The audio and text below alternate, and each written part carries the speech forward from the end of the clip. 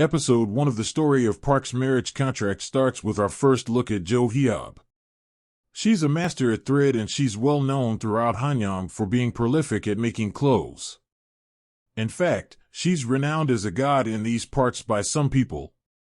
It turns out Jo Hyeob is an alias for Park Yun-woo, who happens to have snuck out late at night. When she heads back to the palace, her mother is not happy. She's distraught and pleads with her daughter to get married. However, she continues to chase out every matchmaker her mom has brought in. Now, though, is the final straw.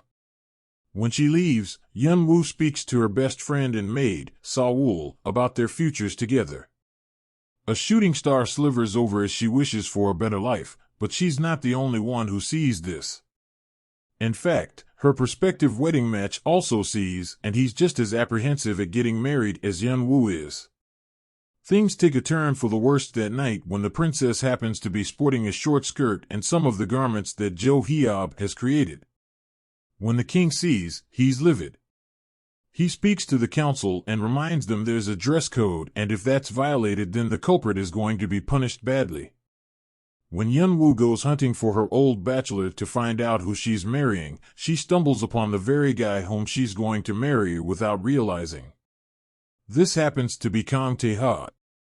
He notices her royal garments under the servant clothes and she's forced into pretending she's the hired help.